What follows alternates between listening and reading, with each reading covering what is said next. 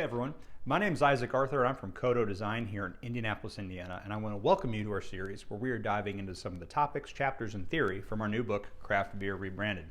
You should check this out and buy your own copy today at craftbeerrebranded.com. This is a 180-page book and a 60-page companion workbook that will together help you navigate each step of your brewery's rebrand from initial planning all the way through launch.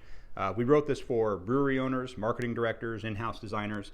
This is for you specifically and from our decade of work in this industry. So check it out at craftbeerrebranded.com. Commercial is now over. Let's dive into today's topic. So for this video, we want to discuss how to weigh your brand equity ahead of your rebrand so that you can determine whether you need to go through a refresh or a wholesale rebrand. That's a spectrum that we call evolution versus revolution. We actually covered that in our last video. You should go check that out if you haven't seen it already. And for some context on why this matters, the most common concern that CODO hears heading into a brewery rebranding project is the potential for confusing customers and losing business. You know, there's this idea that if we change our logo and packaging, let alone our name, how will people know what to look for on shelf? Will people think that we're under new management, or worse, have we been acquired or sold out? And this is a valid concern. These are all valid concerns. Are you completely reshaping your brewery's culture and repositioning? Or are we throwing your logo out with the bathwater and creating wholesale visual change across the board? Or are we building on decades of work and hard-earned goodwill to make subtle updates in a very natural progression? Would it be a misstep to jettison the visual signifiers and concepts behind your company as it stands today? Or would it make more sense to build upon, hone, and enhance what already exists? We like the metaphor of, are you using a hatchet or a scalpel? To answer this question, we need to define your brand equity. So your brand equity is the total amount of goodwill your brand has with its customers. On the big corporate side of the house, think big beer and global CPG brands, we and you are often measuring things like total consumer mind share. So how many people out of a group are aware of your brand's existence? And then apples to apples pricing comparisons, like how likely are those same customers, to pick your brand over a similarly positioned and priced offering, all things being equal.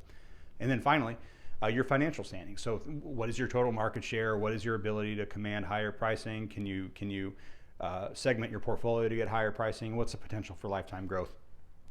That's all fine and good, but when we are rebranding a craft brewery, we are more concerned with defining your visual and reputational brand equity. That is the lore and visual cues that, if lost through this process, would confuse customers and in fact lead to lost sales, potentially lead to lost sales.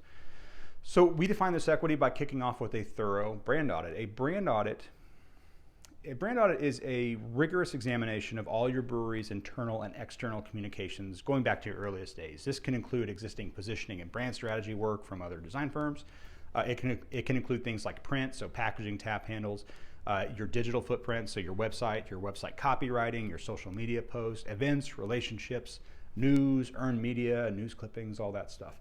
Another important element to weigh during your audit is any existing intellectual property, such as existing trademarks for your brewery name, certainly your brewery name, fanciful beer names, event names, logos, typography, and protected trade dress. So, basically that's a form of IP that refers to the visual characteristics of your identity and packaging. And I'm not going to dive into the legal stuff here because that is firmly outside of my lane. But because of that being out of my lane, we had our lawyer friend Alicia write a chapter in Craft Beer Rebranded, right here, I think it's chapter 12, on the intellectual property considerations you need to think about through your rebrand. So check that out, again, at craftbeerrebranded.com. Anyway, through this work, we are looking to identify any major visual cues or key signifiers that are core to your brand. Some examples of this can include a logo build or composition.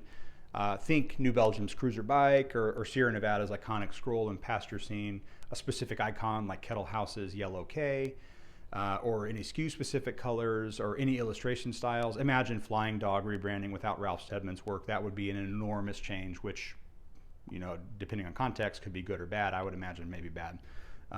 And then unique typography, packaging composition, and formats like 16-ounce cans or bottles or 4-packs. If you've always used a thing, it might make sense to continue using that thing unless there's a major driving reason for moving away from that thing.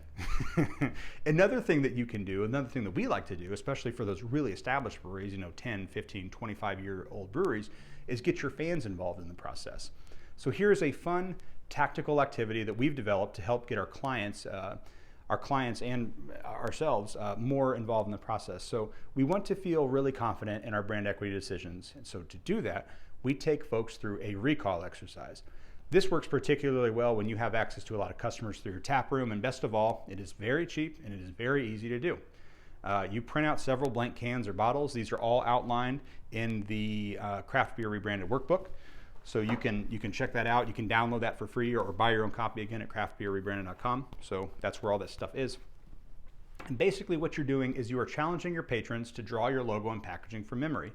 We found that the most basic elements that people draw, colors, logo elements, typography, placement on packaging, these things are often the key pieces that you should consider retaining through a rebranding, because that's what people are looking for when going in off-premise to buy your beer. These are what people identify with and recognize about you clearly. So is this scientific? Definitely not. We're having a bunch of drunk people doodle with markers. What could go wrong? But we have found that interpreting this stuff, when you're looking at a stack of 50 of these recall exercises, interpreting that and everything else from your brand audit is largely a common sense endeavor anyway. Have you used the same logo or some variation of that for the last several years? Does your logo adorn tin tackers and neon signs and tattoos on people, throughout your market? Is your IPA the best-selling craft beer in your state? If so, you might consider retaining some of those elements through your rebrand. Your mileage may vary. Again, project context drives all this.